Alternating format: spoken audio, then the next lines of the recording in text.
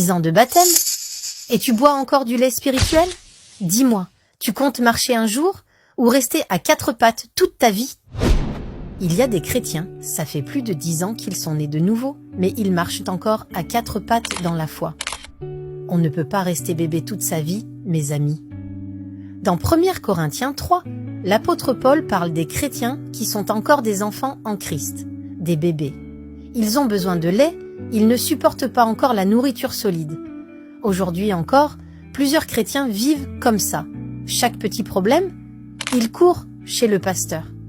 Chaque complication, ils paniquent. Et c'est comme ça que, sans le savoir, plusieurs ouvrent la porte à l'ennemi. Mes amis, comment veux-tu que Dieu t'utilise pour de grandes choses si tu refuses de grandir? Si tu fuis la prière? Si tu zappes la Bible pour Netflix? Grandir, ça demande un peu d'effort. Mais crois-moi, ça donne beaucoup de fruits. Écoute bien ce que Paul dit.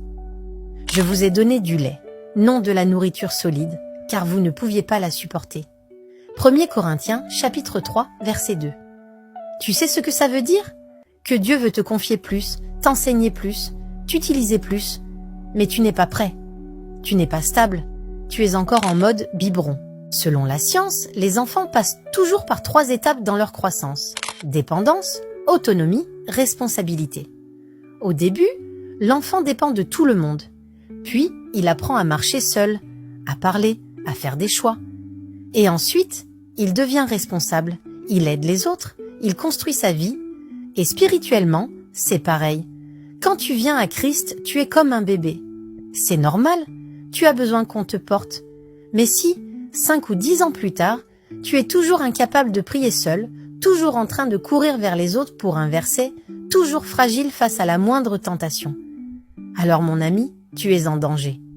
Parce que Dieu t'appelle à marcher seul avec lui, à devenir responsable et à porter du fruit. Un bébé, c'est mignon. Mais un adulte qui vit encore comme un bébé, c'est triste. Et dans le monde spirituel, c'est très dangereux. Parce qu'un bébé spirituel, ça ne discerne pas, ça ne combat pas, ça se laisse manipuler. Et le diable, lui, n'a pas pitié des bébés. Il attaque les faibles, les ignorants, les paresseux. Un chrétien sans maturité, c'est un danger pour lui-même et pour les autres. Si tu ne grandis pas, tu restes vulnérable. Tu peux aller à l'église chaque dimanche, mais vivre dans la confusion, dans le péché caché, dans la peur. Parce que tu refuses de prendre ta place de soldat dans l'armée de Dieu. Mais bonne nouvelle, Dieu ne t'a pas abandonné. Il t'attend. Il veut faire grandir ta foi. Il veut faire de toi une lumière, un repère, une voix. Mais pour ça, il faut que tu quittes le berceau. Mon ami, il n'est jamais trop tard pour grandir, mais tu dois faire un choix.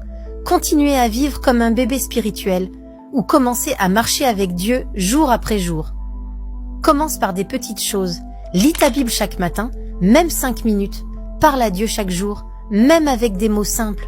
Refuse le péché, même quand c'est dur.